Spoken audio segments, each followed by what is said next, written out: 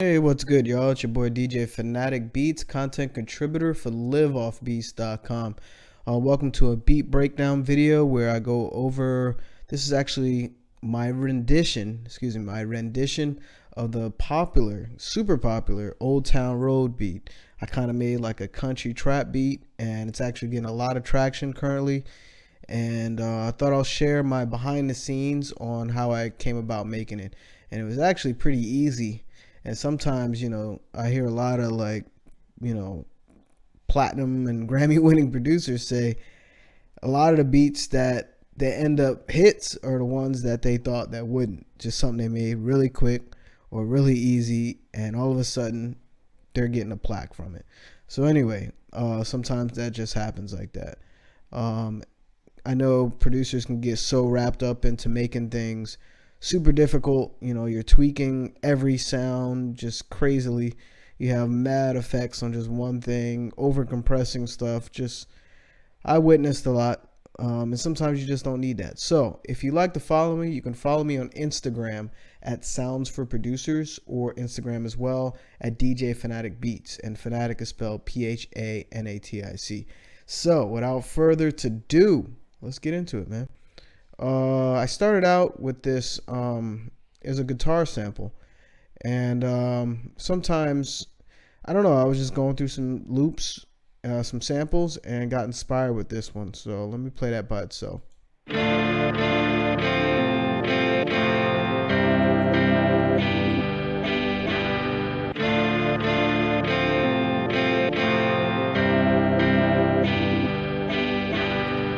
And to use that, you notice that's just the MIDI data. I actually use Serato Sample. It's a quick way of manipulating samples. You can set your markers and whatnot. Not bad if that was super loud, but yeah, you can set your markers, make your adjustments. It's a lot of cool stuff you can do in here. What I did do, I changed the key. I raised it up 3 octaves to G. The original sample, I believe it was E, I think it was E minor, or just E natural, whatever. I raised it up 3 octaves and kept the tempo. I just thought the guitar was a little low, and I thought I'll bring a little higher energy to it. So I used Serato Sample and kind of just messed around with the patterns, the chops that I had, and came up with this. And what was cool about it, once you kind of play it, once you play it and record it, you can then clean it up and just stretch the notes or whatever. And if you notice, this is kind of overlapping, but I want it to bleed into the next sample. That's a little trick, so that way you don't have like these gaps or whatever, and it just sounds crazy. Let me see if I can do that on camera here. See that little gap right there? It sounds crazy. So let's undo that. And it overlaps here a little bit, just so it could run smoothly into the next sample.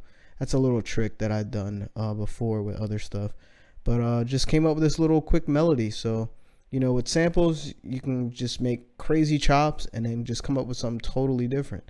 And you can also pitch it and transpose it and whatnot. So that actually repeats pretty much all through the beat. Next sound that I chose, and also what I did with that sample, I use halftime to give it like some underlining tones. Let me play it again without halftime, so that way you can hear it without it. So this is this guitar loop.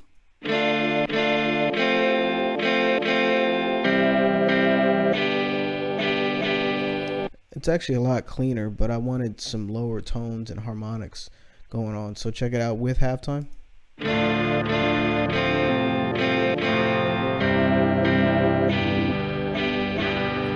It's very subtle, but it's apparent. And also I cut the lows because I didn't want all these low guitar tones messing up with the drums and the 808 and the lower frequency instruments. So I cut it around 100 hertz. So next sound I chose was actually another guitar. I wanted it to complement that sample, so I found a guitar, I don't know, I think it was in Contact. and there's some cool guitar sounds that I haven't used before in a while. Nope, the next sound actually was kinetic metal. I used this as like a pluck sound, and I thought it had like this western feel, so it's a very interesting sound. I'll play it.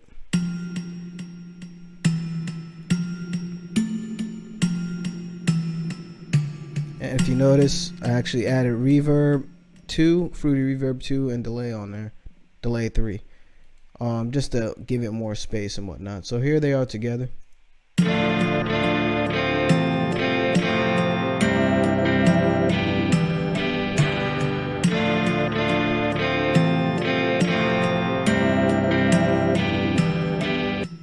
And it has like, you know, totally different melody. It's just like a supporting melody. And then I added an extra guitar. So let me play that by itself.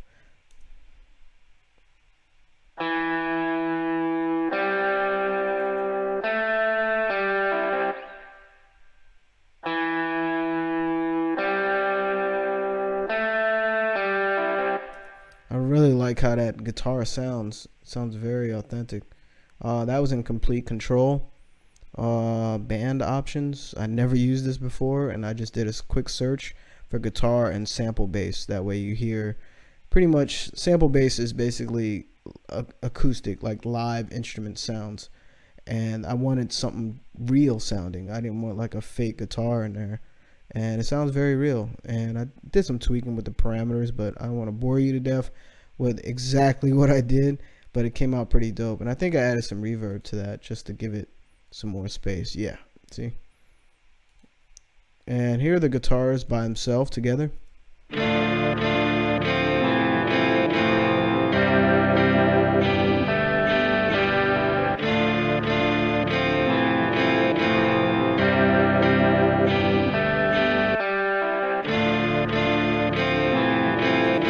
So you get the idea.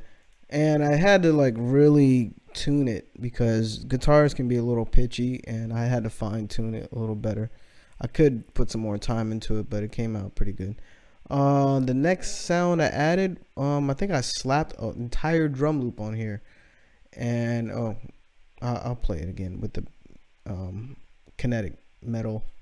But yeah, after I got those 3 elements, I was happy with it. I didn't want to overcrowd the beat like I usually do. I said this in other videos.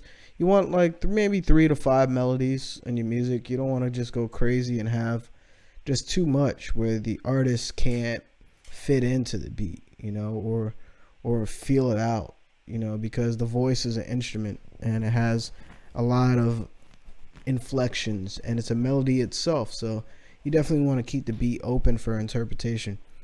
So 3 to 5. And then you can have them going in and out throughout the beat. So let me just play with the drums, man, so you hear what it sounds like. And with this drum loop, I was pretty selective because I didn't want anything too crazy, too intricate, too simple. It was just right. And sometimes that happens like that. I was being lazy, to be honest, but I could easily made up my own rhythm, but I just slapped this on here and I was like, yo, that came out really well. That was like what was in my head. And then I think for the drum loop, yeah, I use a compressor called the sausage fattener to make it hit harder, and did some EQing for the snare. I raised this frequency for the snare and made the kick bump a little bit right here and cut off some of the highs because it had like these weird airy high frequencies. So check it out.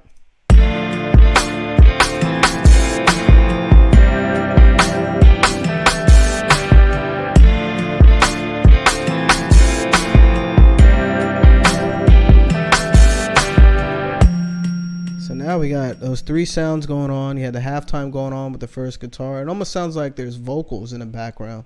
So that's what I like about harmonics with acoustic instruments like that.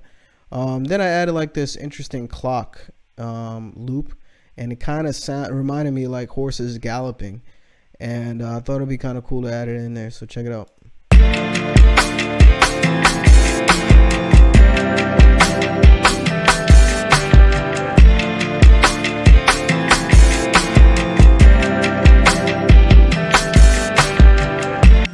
Yeah, So I kind of used that as a hi-hat almost, but it had its own rhythm, and then it just kind of brought in that drum loop. It just worked together pretty well. Next I added, like, I think it was a hi-hat roll on the end of the beat. It's very subtle, but it adds a little flavor to it.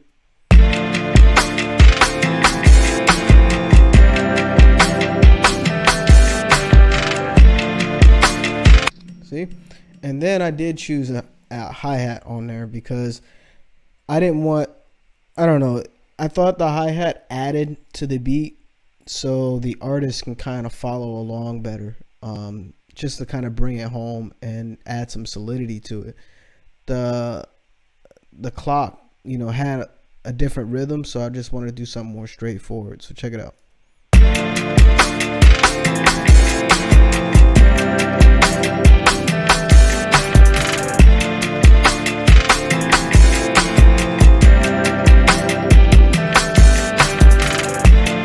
And notice I panned the hi-hat to the right just a little bit.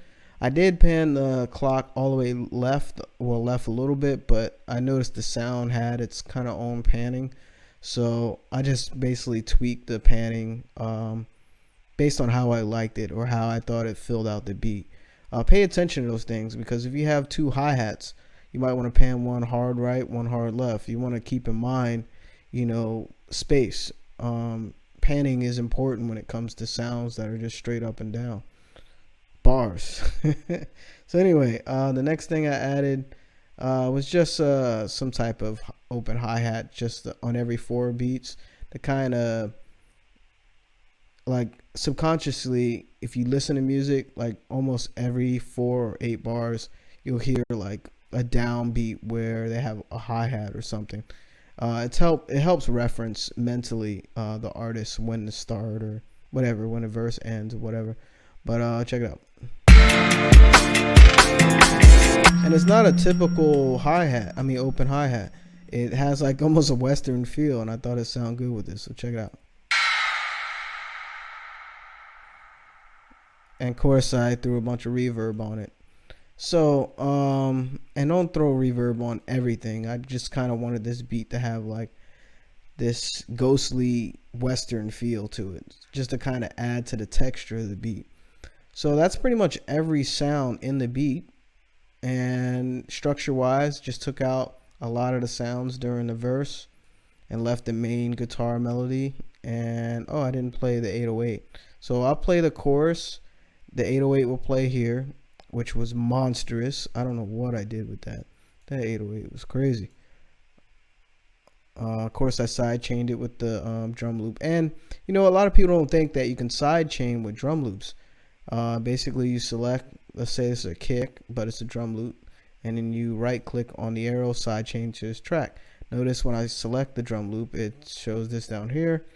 And I got the fruity limiter right here. I showed this in another video, but with the limiter, basically the loudest sounds in this drum loop, which is probably the kick and snare, cut through the 808, so that way it just sounds like it hits harder. And you'll hear it as I play right here.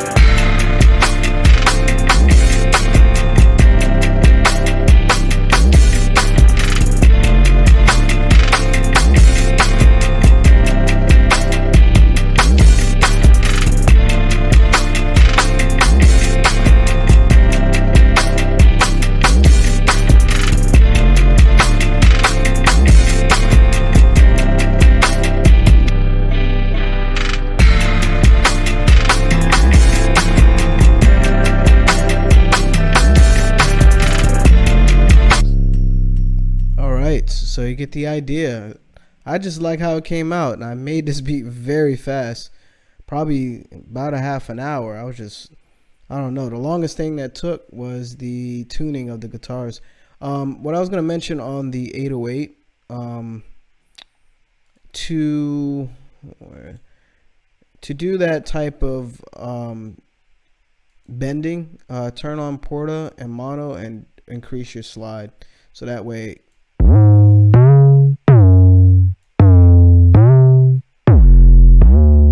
hear how it moves from one note to the next and it kind of bends. It's like a pitch bend to the next note. That's how you do that right quick in FL Studio. So yeah, and you can adjust the slider and see how much you want to apply, how much slide you want. You can make it take forever to slide the next note. You can just do a lot of creative stuff. So I like how all the elements came together in this beat. Again, people are reposting it, playing it like crazy, and I thought it came out dope. And being that Old Town Road is probably still #1 song in the country, I thought it'd be dope to and what's crazy, I didn't even mean it to sound like this. I didn't even have that intention, and it kind of happened. So sometimes music just happens like that. So hopefully you enjoyed this beat breakdown, and hopefully it inspires you to make something dope, and also practice techniques, and maybe something in the video I told you that you can learn from and build from. So anyway, again, it's DJ Fanatic Beats, content contributor for LiveOffBeats.com.